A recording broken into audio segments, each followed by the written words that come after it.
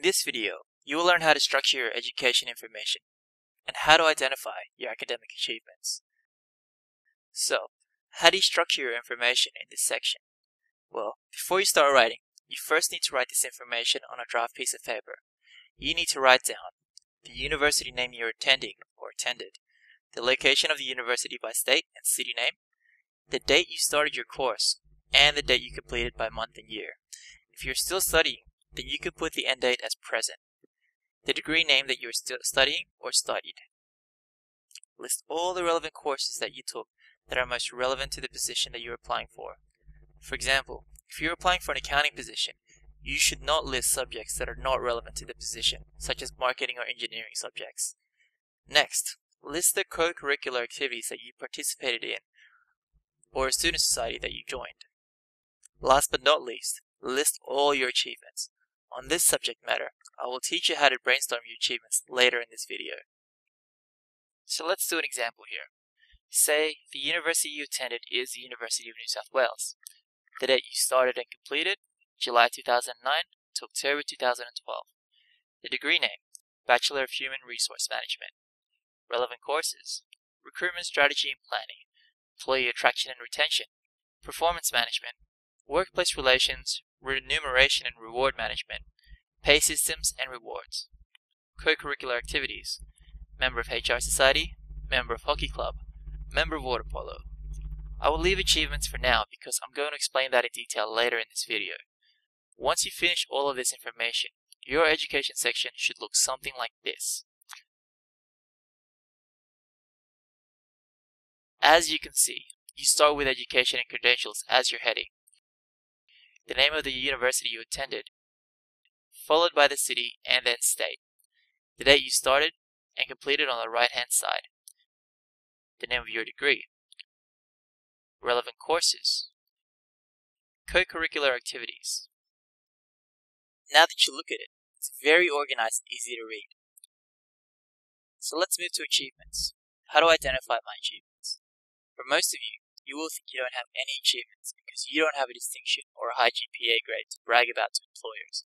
Before you jump to this conclusion, ask yourself the following questions.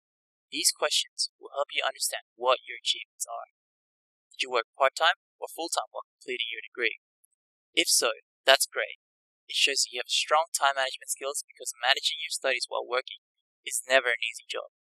Here is an example of something you can write about this achievement. Manage university career while being employed part-time. Next question.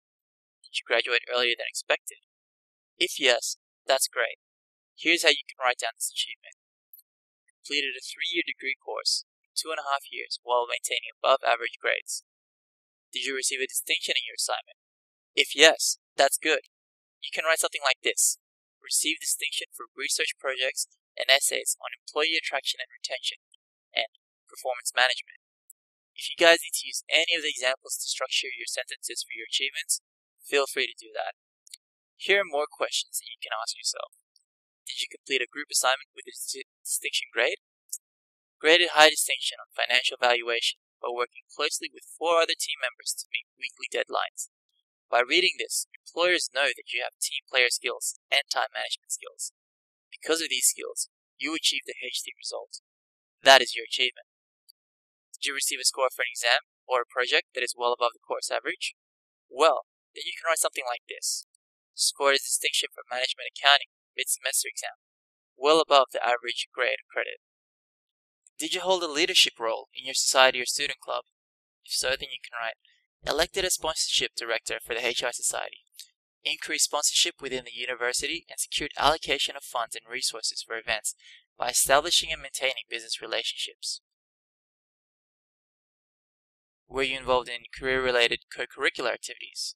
If so, you can write, involved in co-curricular activities that complemented finance studies and expanded interaction with international students. Did you study abroad? Again, you can say, gain fluency in Japanese language and culture during semester abroad at University of Tokyo. Did you lead a team to work on a group project?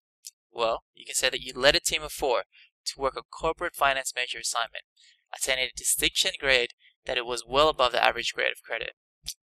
As you can see, you don't have to have distinction average in your transcript to brag about your educational achievements to employers. By getting a distinction for a presentation or an assignment, for example, you can use them for your achievements. So don't be afraid to brag about these achievements. I'm sure after you ask these questions to yourself, you will realize that you have some achievements that you can write and talk about. If not, please let me know and I will be very happy to help you discover what your achievements can be. After you write this information, your resume should look something like this example here.